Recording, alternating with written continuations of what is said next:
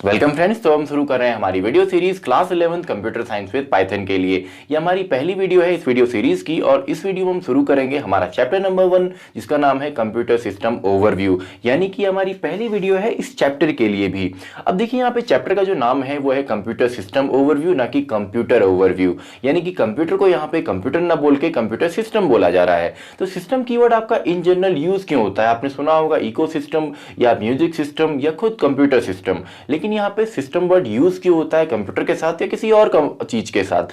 अब देखिए जैसे म्यूजिक सिस्टम अगर हम लेते हैं तो उसमें कौन कौन से कंपोनेंट्स हैं? उसमें आपका माइक है, उसके अंदर आपका स्पीकर्स हैं या उसके अंदर एम्पलीफायर्स हैं और भी बहुत सारे कंपोनेंट हैं। जब ये सभी कंपोनेंट कंबाइन किए जाते हैं किसी कॉमन गोल या ऑब्जेक्टिव को अचीव करने के लिए तो उसको हम एक सिस्टम बोलते हैं, ताकि ये सारे के सारे जो कंपोनेंट है ये मिलके एज अ सिंगल यूनिट की तरह काम करें। कंप्यूटर सिस्टम में भी अगर आप देखें या कंप्यूटर में भी आप देखें, जितने भी उसके हार्डवेयर या सॉफ्टवेयर कंपोनेंट हैं जब वो सभी मिलके काम करते हैं आपका फुली फंक्शनल कंप्यूटर बनाने के लिए, या जितने भी उसमें आपके पेरिफेरल डिवाइसेस हैं या एक्सटर्नल डिवाइसेस उसमें लगे हैं, फॉर एग्जांपल मॉनिटर है, कीबोर्ड है, माउस, स्कैनर, जितने भी हैं जब ये सब मिलके कंबाइन होते हैं ताकि एक फुली फंक्शनल कंप्यूटर बने, तो उस कंप्यूटर को हम कंप्यूटर ना बोल के कंप्यूटर सिस्टम बोलते हैं, जिससे कि हमारे कॉमन गोल या ऑब्जेक्टिव अचीव होता है। तो सबसे पहले तो अगर हम यहाँ पे कुछ नोट्स भी फॉर्म करें ताकि आपको एग्जाम में हेल्पफुल हो, तो सबसे पहले अगर हम देखें व्हाट इज सिस्टम, सिस्टम पे होता क्या है कि आपका एक सिस्टम क्या है, तो व्हाट इज सिस्टम। देखिए सिस्टम पे क्या होता है, कभी भी सिस्टम कीवर्ड यूज होता है जब आपके बहुत सारे कंपोनेंट्स उसमें होते हैं या बहुत सारे एलिमेंट्स आपके होते हैं। तो सिस्टम पे क्या है, सिस्टम पे सबसे पहले तो आपके it has more than one element या more component, it has more than one component, यानी कि एक सिस्टम में एक से ज्यादा कंपोनेंट या कंपोनेंट्स होते हैं। नंबर 2, ये सभी कंपोनेंट्स आपस में कंबाइन होते हैं ताकि एक कॉमन गोल या ऑब्जेक्टिव अचीव हो, किसी न किसी लॉजिक से इनको आपस में कंबाइन किया जाता है। तो यहां पे हमारा जो अगला पॉइंट सिस्टम के लिए बनेगा कि all these components are logically related, ये आपस में रिलेटेड होते हैं एंड और are combined together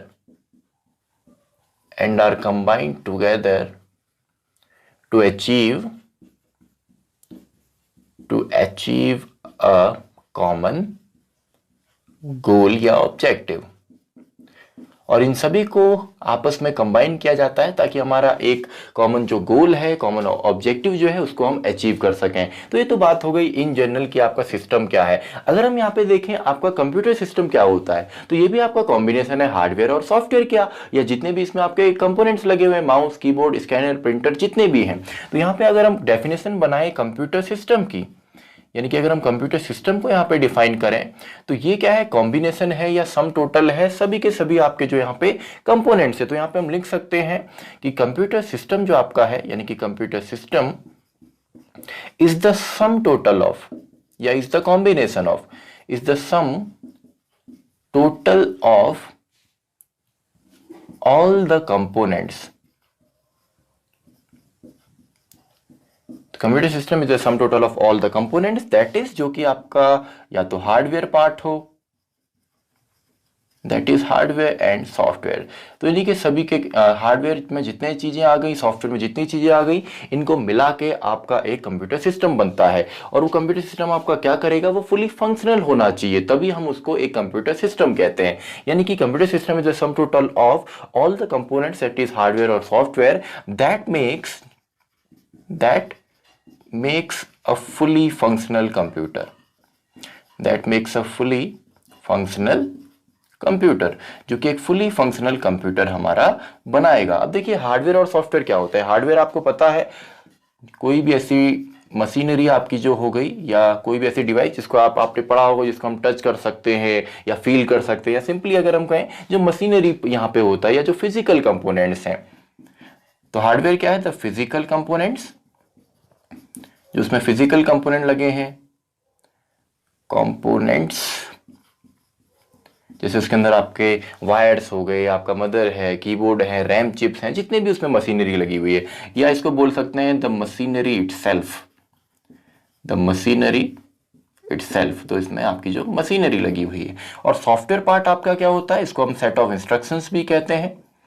it is set of instructions, और जो मेनली रिसाइड करता है आपके हार्डवेयर के अंदर। और ये दोनों ही कंपोनेंट जो हैं आपस में इंटरडिपेंडेंट है, यानी कि एक है तो दूसरा है, एक के बिना दूसरा नहीं चलेगा। फॉर एग्जांपल हार्डवेयर अगर हम डिवाइस बोले, जैसे एक आपका मेमोरी कार्ड है, तो मेमोरी कार्ड क्या है, एक आपकी हार्डवेयर डिवाइस है, लेकिन उस मेमोरी कार्ड के अंदर अगर आपका डेटा नहीं है, यानी कि उसके अंदर सॉन्ग्स नहीं है, ऑडियो वीडियो डॉक्यूमेंट कुछ भी नहीं है, तो मेमोरी कार्ड किसी काम का नहीं है। लेकिन अगर आपके पास डेटा है लेकिन उसको रखने के लिए हार्डवेयर डिवाइस नहीं है, तब भी आपका सॉफ्टवेयर या डेटा पार्ट किसी काम का नहीं है। यानी कि आपको एक फुल्ली फंक्शनल कंप्यूटर बनाने के लिए हार्डवेयर और सॉफ्टवेयर चाहिए, और अगर हार्डवेयर को आपने यूज करना है तो उसके लिए सॉफ्टवेयर चाहिए, और सॉफ्टवेयर को आपने स्टोर करना है या यूज करना है तो उसके लिए भी हार्डवेयर यहां पे चाहिए। तो ये तो आपका हो गया कि कंप्यूटर सिस्टम क्या होता है। अब देखिए यहां पे हम कौन कौन से कंपोनेंट को मिक्स करके एक फुल्ली फंक्शनल कंप्यूटर बनाते हैं। तो उसके लिए यहां पे हम देखें तो सबसे पहले आपका इसमें आ जाता है इनपुट यूनिट्स, यानी कि जिसमें जो आपका कंप्यूटर को इनपुट देने के काम आता है। तो इनपुट यूनिट्स के बारे में हम यहाँ पे पढ़ेंगे। वैसे ही हमारे आउटपुट यूनिट आ जाते हैं जो आउटपुट देने में मदद करते हैं, जैसे प्रिंटर है या आपका मॉनिटर है या कोई भी डिजिटल स्क्रीन हो, तो आउटपुट यूनिट के बारे में हम यहाँ पे पढ़ने वाले हैं। इसके अलावा यहाँ पे हमारा स्टोरेज यूनिट आ जाता है। स्टोरेज यूनिट में आपके अब इसके अंदर दो सब पार्ट है, जिसमें आपका एक तो इंटरनल स्टोरेज है, या जिसको हम यहाँ पे प्राइमरी मेमोरी भी बोलते हैं, यानी कि इंटरनल, जिसको हम प्राइमरी या मेन मेमोरी भी बोलते हैं, जिसके अंदर आपका रैम एंड रोम आ जाता है। और इसके अलावा हमारे सेकेंडरी स्टोरेज डिवाइस भी होते हैं, सेकेंडरी स्टोरेज डिवाइसेस, जिसमें कि आपका सीडी है, डीवीडी है, हार्ड डिस्क है या पेन ड्राइव है, मेमोरी कार्ड है, ये सब चीज़ें आ जाती हैं।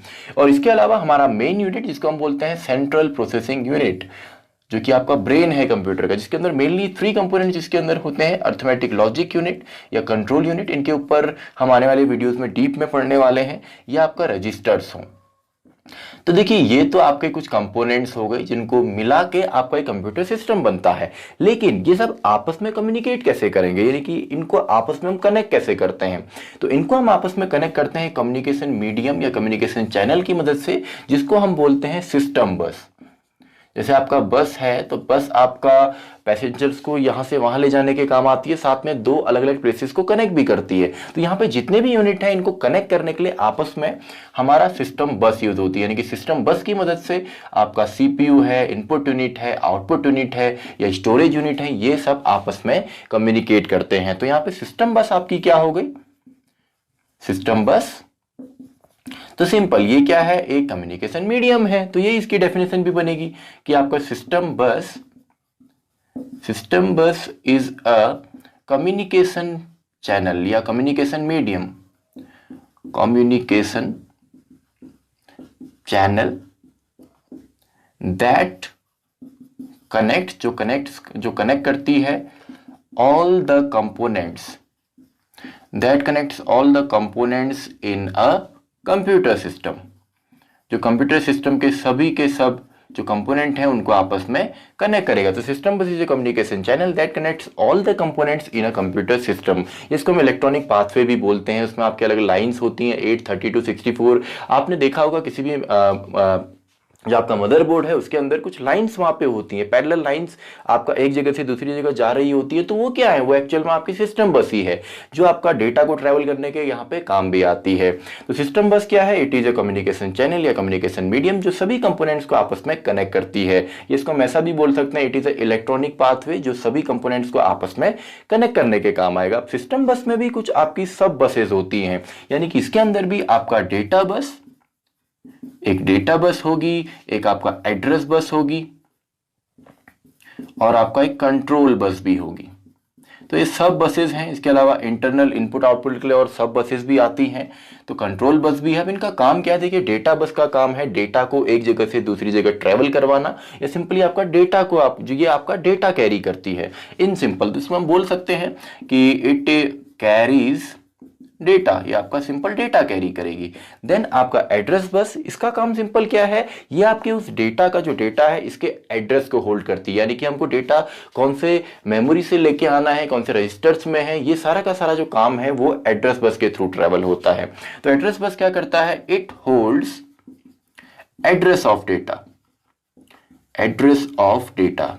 तो ये डेटा के एड्रेस को होल्ड करेगा। और कंट्रोल बस नाम ही बता रहा है कि ये पूरी फंक्शनिंग को कंट्रोल करता है, तो इसमें हम लिख सकते हैं it controls the entire functioning, it controls the entire functioning,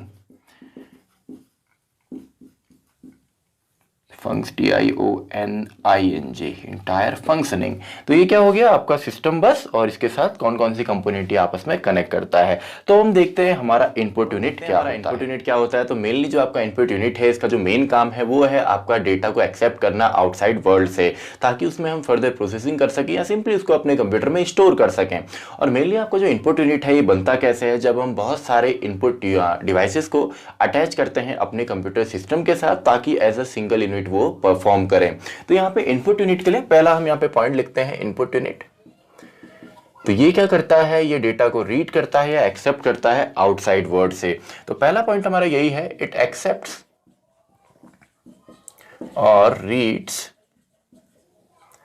data from outside world, from outside world, या यूजर भी इसको हम बोल सकते हैं, और यूजर। नेक्स्ट यहाँ पे ये बनता है आपका जब हम बहुत सारे जो इनपुट डिवाइसेस हैं उनको अटैच करते हैं अपने कंप्यूटर के साथ, यानी कि इट इज